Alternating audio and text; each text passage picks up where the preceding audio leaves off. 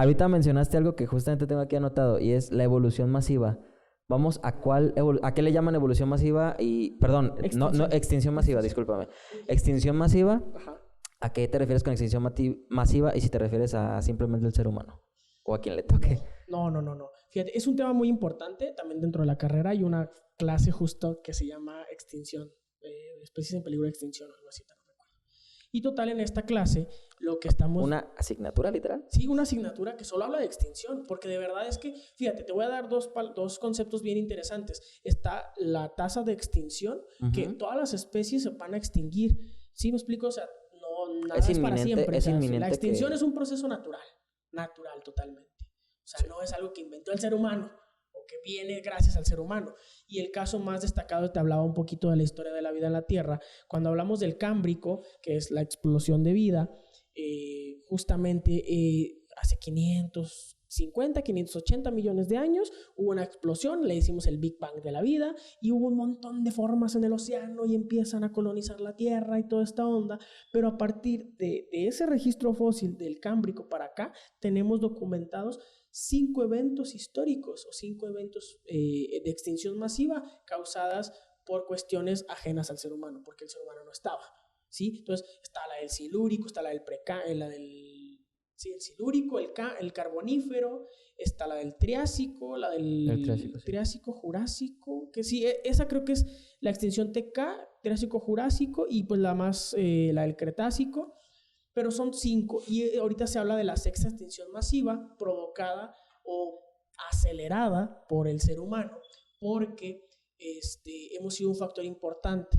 ¿Desde la revolución industrial será? Pues yo creo que incluso antes, ¿sí? Porque, por ejemplo, América tuvo 2 eventos bien bonitos, que fue cuando se juntaron las faunas, la del norte y la del sur, y empieza a haber este cambio biótico de América, donde los del norte bajan hacia el sur y las poblaciones del sur, porque no se conocían, porque el Istmo de Panamá no existía, Centroamérica no existía. Entonces, cuando se une América, empieza a haber este evento, ¿no? Y hay un proceso de extinción natural, porque ciertas especies o poblaciones de especies que venían del norte eran más aptas que las del sur. Entonces, pues obviamente, pues hay un proceso natural. Pero también tenemos que contar que ya cuando el hombre, por el estrecho de Bering, por Beringia, cruza para América, en América teníamos organismos espectaculares y que yo creo que fuimos parte de esa aceleración de pérdida de la megafauna. Incluso si es muy habitual, si uno va aquí, por ejemplo, en Guadalajara al Museo de Paleontología, te vas a dar cuenta de que hay unos murales donde te dicen el perezoso gigante, los gliptodontes, y vas a ver los mamuts y los esmilodón y toda la onda, ¿no? Entonces, eso es bien interesante porque ese proceso de pérdida de la megafauna, yo creo que totalmente tuvo que ver el ser humano. Porque obviamente ya empezamos a cazar, la población empezó a crecer, teníamos ciertas habilidades de comunicación, ya nos podemos poner de acuerdo para ir a cazar a cierto bicho que entre uno solo no te lo podías echar. Como el mamut. Ajá, por ejemplo, ¿no? ¿Y el mamut qué tan cierto es? Digo, haciendo un paréntesis nada más. ¿Qué tan cierto es que el mamut murió por la caza tan fuerte que tuvo el ser humano con él, pero que era aventarlo hacia la manera de cazarlo era aventarlo hacia el precipicio, pero se iban todos? Claro. Y eso, o sea, pero solo te ibas a comer uno. Ajá. Entonces, ya mataste 10, pero solo necesitabas uno. Ay, fíjate, ese modelo, la verdad, yo nunca he estado muy de acuerdo. O sea, yo no creo que así pasara. Digo, a lo mejor y sí, no dudo que por eventualidad pues había tanta... No es como que no lo veamos hoy en día, ¿no? Sí, claro, pero creo que era algo un poquito más organizado para cazarlo.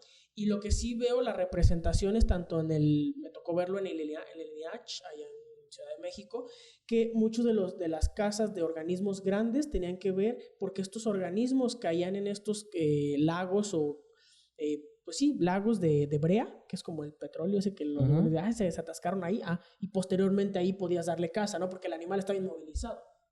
¿Sí me explico? O sea, ya no se podía mover, era más torpe, entonces ya no tenía como esa escapatoria. No sé si me voy a entender.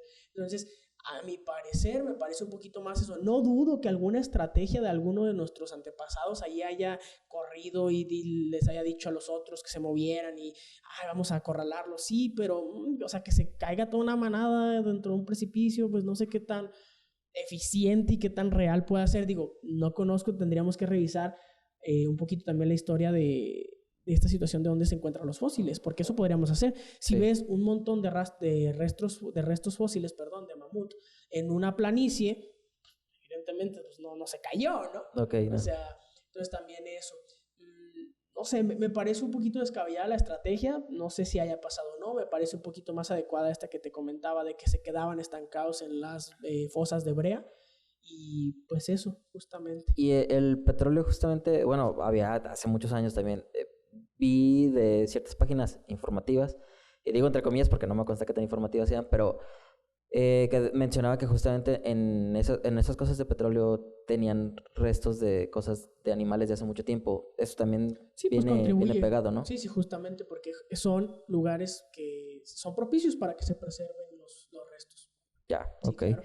¿Y qué te iba a comentar? Entonces, esto es la cuestión de la extinción masiva. Sí. Me estabas platicando de eso. Justo, bueno, ya retomando esa parte, te digo, han existido varios eventos de extinción. Te digo, ahorita me acuerdo del silúrico, del carbonífero, la extinción del Jurásico-Triásico, la del Cretácico, y me está faltando por ahí alguna, ahorita no recuerdo. No sé si es la del Ordovícico, creo que por ahí. Y fíjate, ahí me voy a remontar a una de las extinciones masivas, que fue la del Pérmico, ya me acordé, es la del periodo Pérmico, fue una pérdida del 97% de la biodiversidad mundial. El 97%. 97%. Las estadísticas están entre el 95 y 97% de la biodiversidad. Entonces imagínate, mucho de la vida que ha existido en la Tierra ya no la vamos a conocer. Tal no cual. la vamos a conocer. Porque se extinguió hace muchísimo tiempo. Tanto que ya es materia que ya ni siquiera podemos rastrear, por así decirlo, ¿no? Ya ni siquiera se puede rastrear. Exacto. Y Ay, fíjate, y ahorita que dices, ahorita hablando un poquito de esto de extinción masiva, y te mencionaba en principio el concepto de extinción de fondo. La extinción masiva y la extinción de fondo se diferencia también a nivel estadístico. En un periodo muy corto de tiempo, la extinción masiva la podemos definir así: una pérdida mayúscula de una gran cantidad de biodiversidad en un periodo de tiempo muy pequeñito. Hablando geológicamente, ¿no? Sí. O sea, no estoy hablando de 5 años, estoy hablando geológicamente.